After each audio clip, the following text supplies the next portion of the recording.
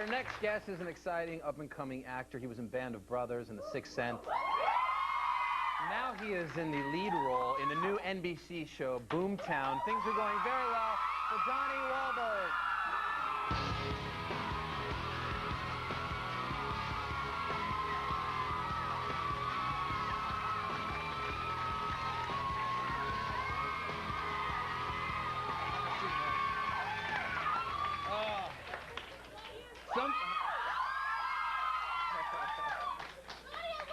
Easy, ladies, easy. All right. I'm doing all right. Yeah, you are. I'm doing okay. Some things never change. Yeah. I saw you at the Emmys. Congratulations, Band of Brothers, for winning. And what a... You're welcome, too. But nothing to do with Band of Brothers. But I don't know what your feelings were that night, just seeing... you know, the real Easy Company up there on that satellite picture of the real men. Yeah. What sort of went through your mind, at least at the Emmys? It was just a tremendous feeling of pride, really. The man that I played, Carwood Lipton, passed away a few months ago, and right. Him and I became great friends. And so I know how he felt about the project. I know how all the veterans felt, but it was sort of the closing of a chapter right. for us as actors, for all the people involved, and for the veterans themselves. It's sort of like the little star on top of the Christmas tree of their lives, you know. How did the veterans feel about they loved Brothers? it. Yeah, they loved it. I mean, they were just, most of these guys didn't share any of their feelings of what happened in the war with their families or their kids or even their grandkids. I mean, Why they never is told that? anyone. Just they're from a different generation. Well, my grandpa was a Green Beret, and I remember spending a lot of time with him before he passed, you know, wanting to learn more about his time that he spent, and he really was closed off to it. He wasn't that kind of man. It was just almost that his generation, you just didn't speak of it. And I didn't know if it was from trauma or if that was out of just the sort of courtesy of war. I think it is trauma. I think, you know, the people in that generation, the men especially, they're just cut from a different cloth. And I think because it was so traumatic for them, you know, they have such a great sense of pride. You know, anytime you speak to some of these guys, they would just cry on cue. It's just like, well, this happened, and I mean, tears start pouring out of their eyes, and they're very prideful men, you know. It's like opening up an emotional floodgate for them. Exactly. And men from that generation, they don't cry, you know. Right. And Mr. Lipton, who you mentioned, unfortunately is no longer here. How did he help you with that, if he wasn't too willing to talk about those days? Well, he was willing. That's the thing. He became willing. He opened up, you know, his life to me, all of his memories. What kinds of things would you ask him? Well, you know, sometimes it was really frustrating doing Band of Brothers because, you know, we were like real soldiers. I mean, we were grunts. We'd sit in the mud all day with our rifles and, you know, play like kick the packet of cigarettes around. We had nothing to do, I mean, but we all had to be there for the whole 9-month period. So sometimes you'd have a little line and you'd have a lot of time on your hands and you'd start thinking about it like, well, how can I make this really work and really be truthful to him? So I talked to him pretty much every night about whatever little bit I had, and I'd say, you know, what were your feelings about this guy? Do you remember him? And Carwood was really sharp. He remembered everything to the T. I mean, he remembered this guy and that guy and that guy. So he gave me so much that I could use every day. And, you know, there may be a character that nobody liked that Lipton told me, hey, I like that guy. And, you know, I didn't like the way he worked, but I liked him as a man. So I could use that every day, you know. In spending your time with the men of Easy Company, did you notice sort of a common denominator about these men in particular, about their willingness to survive from the early goings all the way through? Yeah. Was there something about, what does it say about men of that time and perhaps you know, even men of today? You know what, it's funny that you asked that question. We received an award, the Television Critics Award, a few weeks ago, and I was thinking about, as I was sitting there, they were doing a special little tribute to 9/11, and I thought about the Easy Company guys, and then I thought about all the firefighters and police officers who ran into the towers, and it became really frightening to me, or ironic.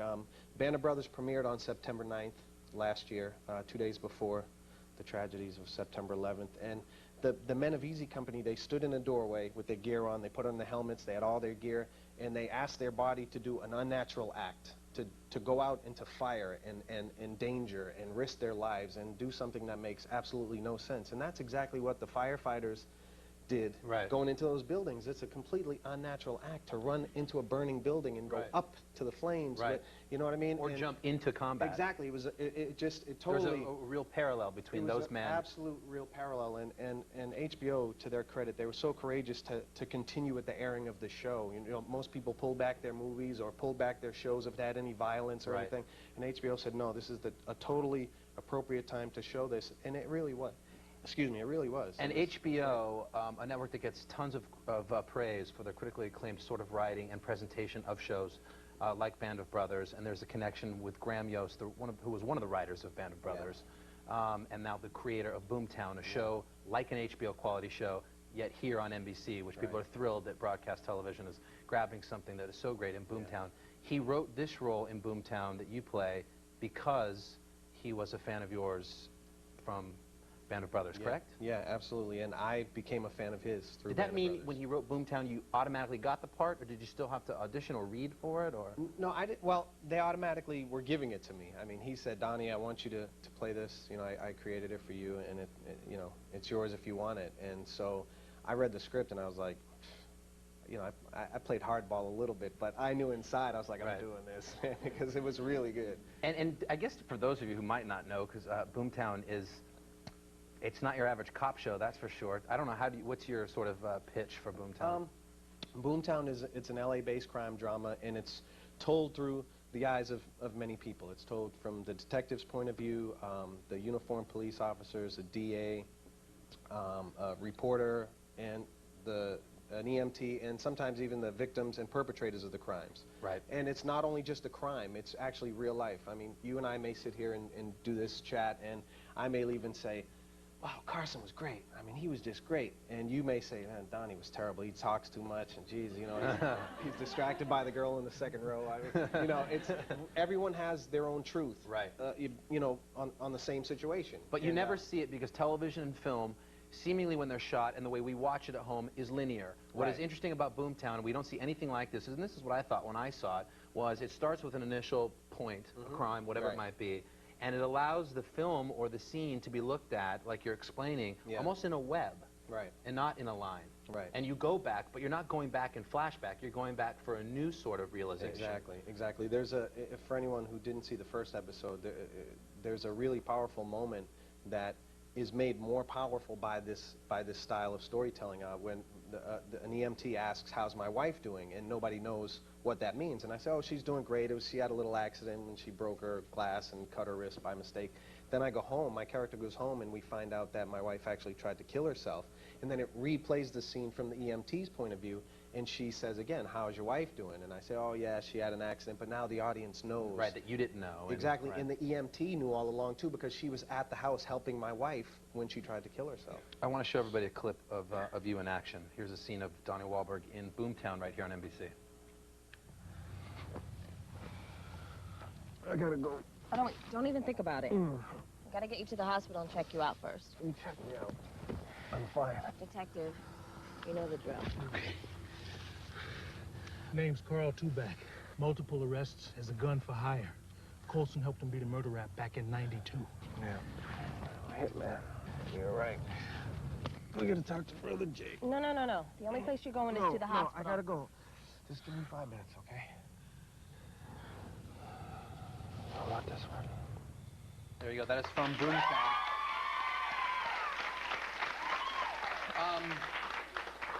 Seeing you in that last frame reminds me of Vincent, your character from Sixth Sense, a film where I'm not sure how many people really knew that was you until maybe the third or fourth, or word traveled that was Donnie Wahlberg. Tell me about one day of shooting and how much time to lose the weight and look like that Vincent guy. Oh man, dark memories. We did a table read, I think, 5 weeks before I was scheduled to shoot, and I remember we did a little rehearsal with Knight and Bruce and Olivia Williams, who was also in the scene, and I said, hey, you know, Knight, I think I'd like to, I actually told Bruce, I said, Bruce, I want to be naked in the scene, you know, do you think that would fly? He said, yeah, that's a good idea, man, tell Knight. And so I told Knight, and he said, yeah, okay, that's good. So I said, well, I'm going to go lose a little weight so I can look more appropriate for the part. I mean, I don't know why he gave me the part in the first place. Night Shyamalan is a genius. I just went to tell him how much I liked the script, Right. And the part was actually written for a 12-year-old boy, I think. And he looked at me and said, "Would you be interested in playing that part?" And I said, "Yeah." I mean, I was like 180 pounds. I had been working out. I was totally inappropriate for the role, but he gave it to me. So I told him I was going to lose some weight, and I started, you know, the next day losing weight. How long did it take? Well, over a 5-week period, I think I lost 39 pounds. And for how long of shooting in that scene, which is pretty quick if you watch the movie? We shot for the day, whole day, maybe? yeah, for the whole day. And it was just, I didn't plan on losing 39 pounds. I just wanted to lose a little bit of weight and just go through a transformation and become closer to this character, you know. My life had been a little cushy for the last few years up until this role, and to go through and to play someone who suffered for their whole life, because my character saw ghosts the same way that the little boy did in the film. So to play someone who'd suffered so much, I had to suffer a little bit. In 5 weeks, you know, I figured that was a fair amount of suffering. But and I don't know if you did it intentionally, but what a statement to make to Hollywood, to whoever it might be, or maybe even to yourself, that Donnie Wahlberg, more than a performer, this kid can act. Right. And a sacrifice like that, at that time with The Sixth Sense, did you do that on purpose?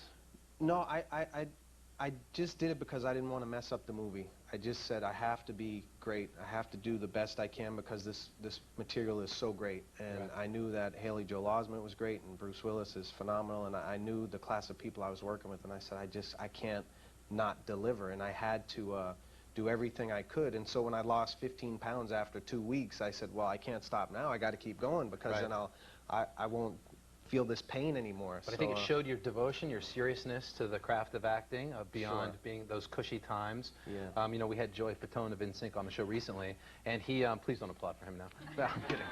I'm kidding.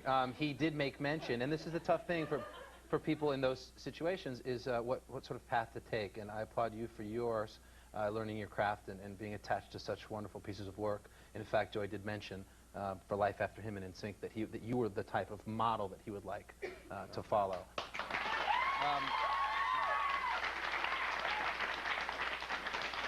Do the old days still come back? You still the old fanatical New Kid fans that?